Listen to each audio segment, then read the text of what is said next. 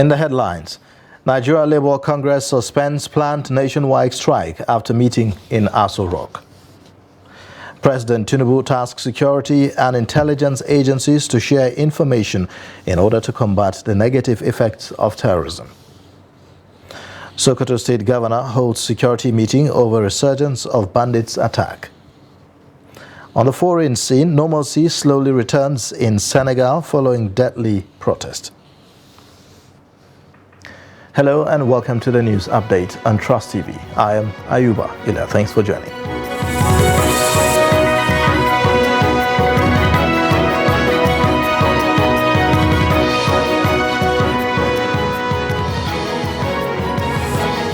And now the details. Organized labor on Monday night put off its planned strike over the removal of petrol subsidy by the federal government to allow for further consultations. The decision was announced after a long meeting between representatives of government and leaders of the Trade Union Congress and the Nigeria Labour Congress.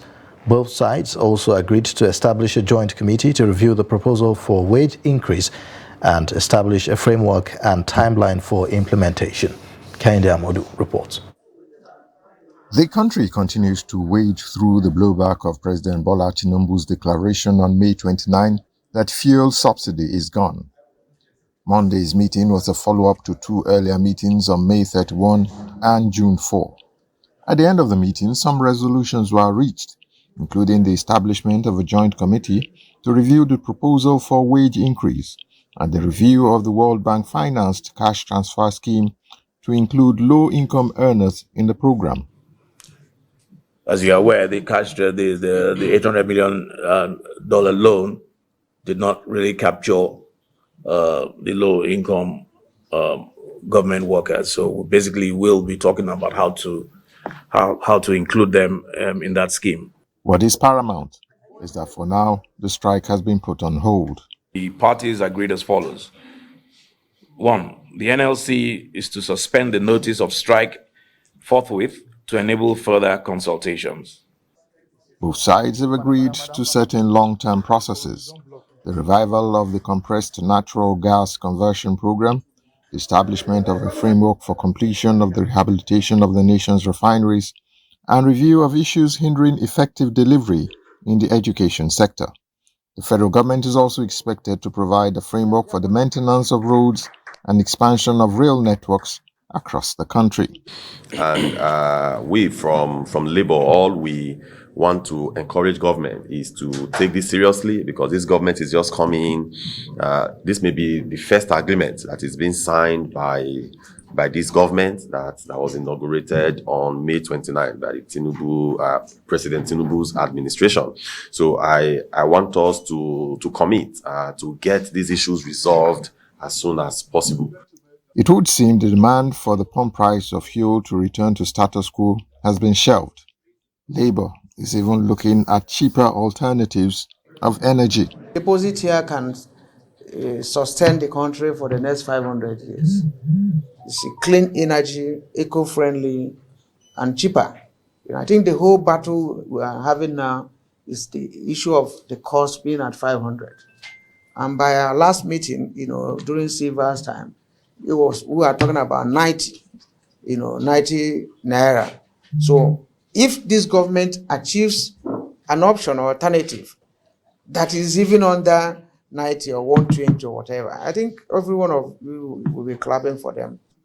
Meanwhile, the TUC and NLC will continue to engage the federal government to ensure closure on these resolutions. From State House Abuja, Kehinde Amodu, Trust TV News. Meanwhile, President Bola Tinubu has charged security agencies in the country to share information in order to combat the negative effects of terrorism. The president said this on Monday during a tour of the new office of the National Security Advisor and facilities in the National Terrorism Center in Abuja. He said that hoarding such resources would be counterproductive in the fight against the menace. The president said his administration recognized the relationship between security and economic revival, prosperity, and development. The effort of the entire armed forces of this country must be put together in a way that will form one single focus on securing the country. We must focus on one tunnel, coordinate shared information, shared intelligence, coordinate and work harder. Then you cannot hoard those information. I urge you, Mr. President, not to relent in the support you've been giving us psychologically as a result of the meeting we had with you on Thursday of last week. And we are compelled to note that all the agencies have started working assiduously towards realizing your objective. Mr. President, you have a hard day and a long day ahead of you.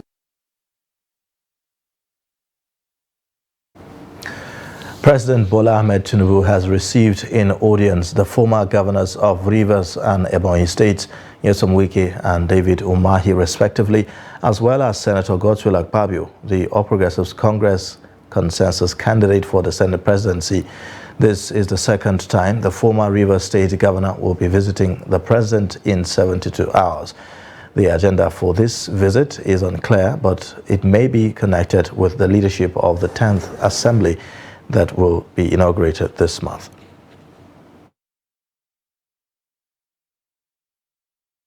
Now, the People's Democratic Party has accused the Independent National Electoral Commission, INEC, of hastily declaring President Tinubu as the winner of the February 25 election, despite obvious irregularities in the election. The party made the accusation at the ongoing sitting of the Presidential Election Petition Tribunal in Abuja. At Monday's sitting, the court also admitted more exhibits from the Labour Party. Noel Samson has more. Counsel to the PDP, Mike Ozokome, SAN, who accused INEC of hasty declaration of the then APC candidate and now President Bola Tinubu as winner of the presidential election, said there is evidence to show that the commission ran foul of the law. He said this while addressing newsmen shortly after Monday's sitting of the tribunal. Did creditably well, the four of them, added to the earlier 6, making 10 witnesses we have so far called. They all testified to what they saw, the gravity of the infractions and mishaps that took place during the 25th February 2023 presidential elections. So generally, the thrust of our case today was that the INEC was hasty and wrong in declaring Tinubu the winner of the elections, because every evidence shows that he did not win.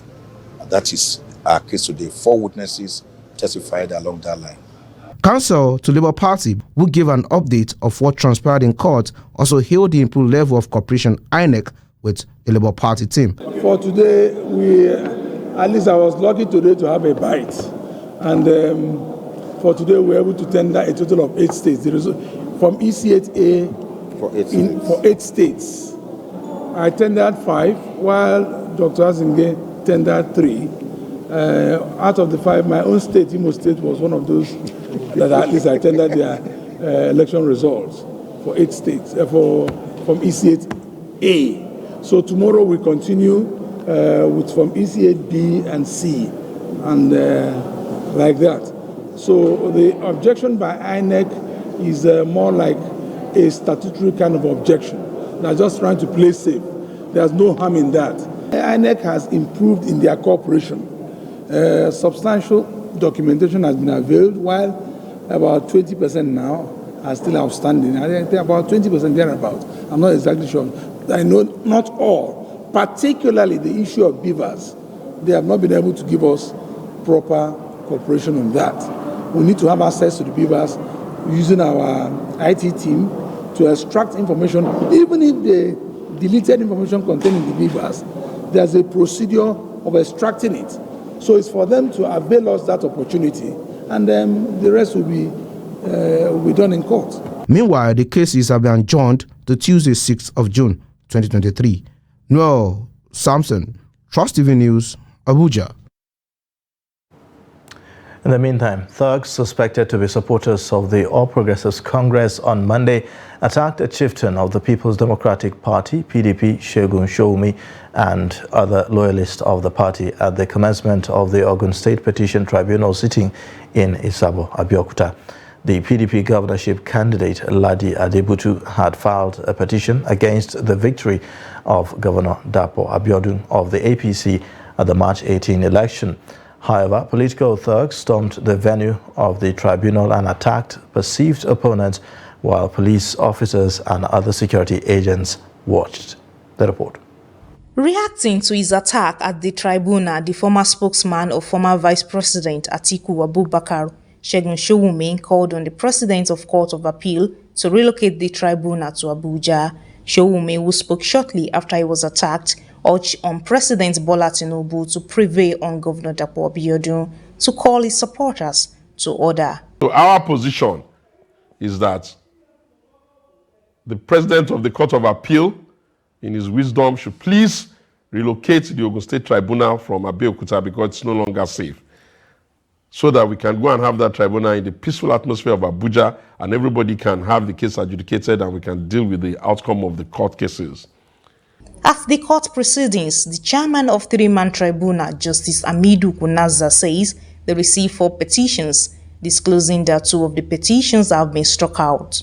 Kunaza, who won the legal teams of both All Progressives Congress, APC, and People's Democratic Party, PDP, not to mislead the court, as well as adopt delay tactics in the proceedings, urged them to cooperate with the tribunal. The legal teams of the APC and the Independent National Electoral Commission, INEC, demanded for more time to reply to the issues of determining PDP's petition. We are challenging by this petition the unlawful return of the second respondent by INEC in this matter. We have seen so many infractions, and you will recall that from day one, we challenged the manner in which the second respondent was returned, even when in over 99 polling units, elections did not hold. We felt that that was very, very wrong. Well, there were 2 cases, one by AA, which you have just finished. They have indicated their interest in withdrawing the petition. We welcome the withdrawal, right step in the right direction, but it's adjourned till Wednesday for the motion to withdraw. The other one is the one, PDP one, which has started off, and we had pre-hearing session during which some of such plenary issues were resolved. But we are coming back again next week to argue some motions which deal with objections, why some of the paragraphs in the reply should be taken out, or why the motion itself is incompetent. However, the court adjourned the case to June 13th for continuation of hearing. Residents of Zamfara State are decrying the increase in the pump price of premium motor spirit, popularly known as petrol, as a result of the removal of the fuel subsidy. According to them, the situation is aggravating the hardship they are already facing in the country. To this end, they want the government to implement policies that will cushion the effect of the subsidy removal on the masses. The announcement of removal of fuel subsidy by President Bola Tinubu's administration, which resulted in the increase in pump price of premium motor spirits, PMS, is impacting negatively on residents of Zamfara State in northwest Nigeria. A visit to Gusau Central Motor Park indicated that there were no much passengers compared to what it used to be prior to the announcement. When asked, some commercial drivers said it was due to the hiking pump price of fuel that led to the upward review of transport fares. The commercial drivers are lamenting that they are losing, saying they were loading 3,000 to Kano, but because of the increase in the price of petrol, they had increased the fare by 1,000 naira, adding that despite the slight increase, there are no passengers. There are no passengers, but the price of fuel and other things have gone up. Before now, We were buying fuel at the rate of 210 naira per litre, but the price has now increased to 550 naira. We are charging each passenger 4,000 naira from Gusau to Kano. Even if a passenger were to pay 5,000 naira, it is still not okay compared to the price of fuel. I just have station. I pay office. I pay I get tickets. I read station. I well, if I want to give them money for free, my hand is shake myself to give the passenger. My hand is shake. Well, I give them money full. I stay there, tell them say, "Yalla be ready to I give them. I say the money no good. I think my hand is shake, and it must make up free." They, however, appealed to the government to swiftly put in place measures to cushion the hardship on Nigerians, stressing that the situation is worrisome and needs to be addressed urgently. So that's why we have paid government so that the thing is still out for us. May first solution before this end of the finish. If not by the solution, jump on the facts. We want the government to look into the situation and see how they can make it easy for the masses. Petrol is currently being sold at 540 naira at some filling stations in Gusau, the Zamfara state capital. Trust TV News observed that within Gusau metropolis, most of the filling stations were empty, not because they were not dispensing the product, but because of the hike in the pump price of PMS, which most persons cannot afford due to the economic situation in the country. The Kwara state government has approved a temporary palliative measure to bring some ease to workers following the removal of petrol subsidy by the federal government. The state head of service, Susan Modupe Oluwole, made the announcement in a statement by the chief press secretary, Murtala Atoyebi. Oluwole noted that the governor, Abdurrahman Abdurazak, had directed that the work days be reduced from 5 to 3 days per week for every worker. She directed all heads of ministries, departments and agencies in the state to immediately work out a format indicating the alternating work days for each worker under them. The head of service, however, warned the workers not to abuse the magnanimity of the governor, stressing that the regular monitoring of MDAs by her office will be intensified to ensure strict compliance. Sokoto State Governor Ahmed Aliyu has convened an emergency security meeting after bandits killed 37 people in the northern part of the state. Bandits had on Saturday attacked 3 communities in Tangaza local government area and 2 others in Gwadabawa local government area. Aliyu cancelled his official visits to Abuja because of the attack, vowing to make the state unsafe for bandits and other criminal elements. Addressing journalists shortly after the meeting on Monday evening, the press secretary to the governor, Abubakar Bawa, said that part of the issues discussed at the meeting include how to harmonize security architecture in the state.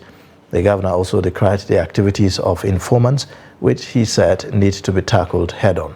He also promised to clear the 5-month allowances owed security personnel conducting Operation Hadarin Daji, meant to end banditry in the state.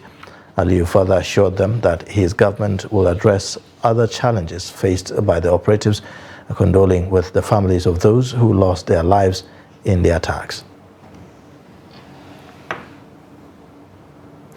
You're watching the news update on Trust TV. Coming up shortly, we'll take a look at the need for a serene and conducive reading environment.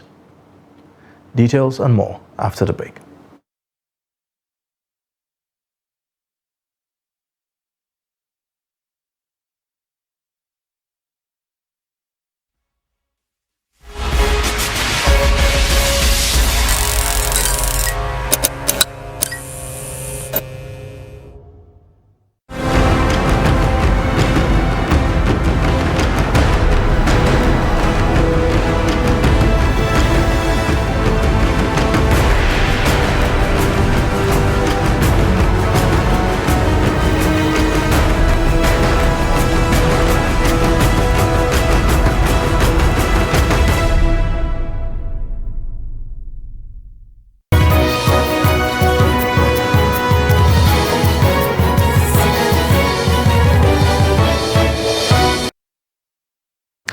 Welcome back. This is the news update on Trust TV. A look at the top stories again.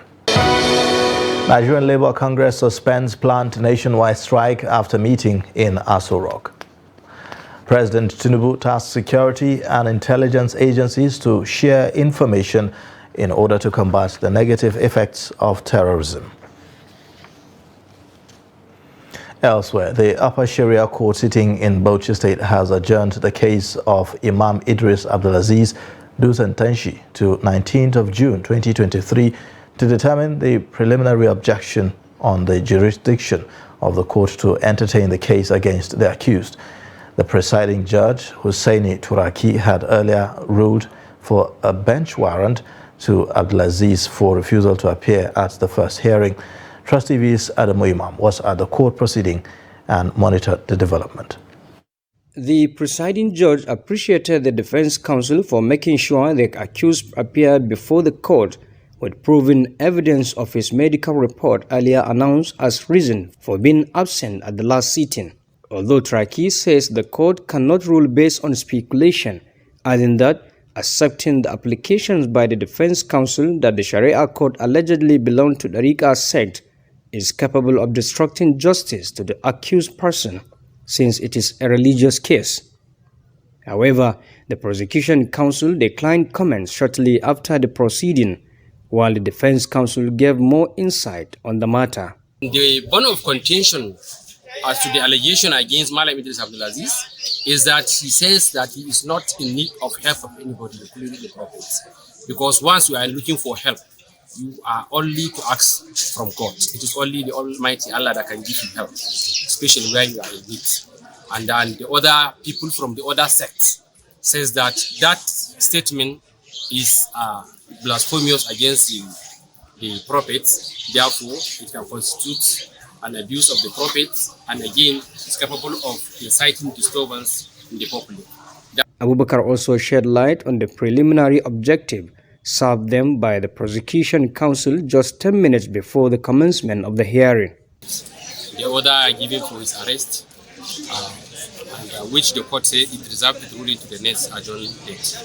And we also had an argument. They says that they want the case to be mentioned, the plea of the accused person should be taken, and we say it should not because we already filed a notice of preliminary objection, contending that the court has no powers to adjudicate over the allegation against our clients. Then the prosecution says that the case must be mentioned before it can be adjourned for the hearing of our appeal. The defense counsel said they will study the objection put forward before the next sitting, hoping that at the end justice will prevail in favor of their client. Adam Imam, Trust TV News, Bauchi. Users of public libraries in Nigeria say providing a serene and conducive environment for reading will change the declining culture, especially in digital era. They speak against the backdrop of deteriorating state of public libraries, recording low numbers of readers at most of the facilities in the Federal Capital Territory. Trust TV's Shafiu Suleiman reports. Prior to the emergence of internet, which makes it possible for readers to access e-books beyond boundaries in the comfort of their homes, public libraries served as hubs for the growing reading population. Ironically, some of the public libraries visited in Abuja are witnessing huge decline in patronage. It's not everything that you read through the online platform, but most of the research are being done on the rebook. Few users who hold on to the fading habit of reading in public libraries are divided over their seeming obsession with the old culture. Because you cannot just get everything online. When you come to the library, you have varieties of books written by different persons, so you can always have the opportunity to make research from different angles. Because I love the environment, the serene environment, and as you can see, there is light and AC. Well, when you come to the library, you're more likely to concentrate than when you're on your phone or on internet. There is a lot of distraction of stuff today. Millions of readers now browse through the internet to access literatures of different kinds without necessarily going to the libraries. This trend, experts say, contributes to the decline in reading culture, especially amongst students. Government, NGOs, all structures of musicians, they should all work towards establishing library in every local government, in every area councils. Let there be a library. They call for improved funding for public libraries to enhance the environment with a view to encouraging the reading public in addition to restocking the existing shelves. As you can see behind me, and of course looking at the array of books here in the shelves, on the shelves, of this library, that appeal to virtually all fields of human endeavor, and the neatly arranged seats here for prospective readers. Only 2 persons were found here reading, holding on to the old reading culture coming to the library. This speaks volumes to the concerns regarding the declining reading culture among Nigerians. Shafiu Suleiman, Trust TV News, Abuja. On the foreign scene, normalcy is finally settling in Senegal after deadly confrontations between the police and the supporters of the embattled opposition leader Ousmane Sonko after a Dakar court found him guilty on charges of corrupting the youth. Now, the bustling city once again came back to its usual routine with informal establishments, which accounts for a larger percentage of workers resuming their activities. Some of the city residents said that the demos are economically unsustainable. Clashes between Sonko supporters and police broke out after the ruling, leading to 15 deaths over 2 days, according to government figures. Shops and businesses were ransacked.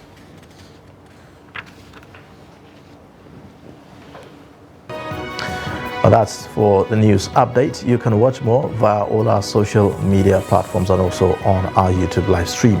I am Ayuba Ila. Thanks for watching. Bye for now.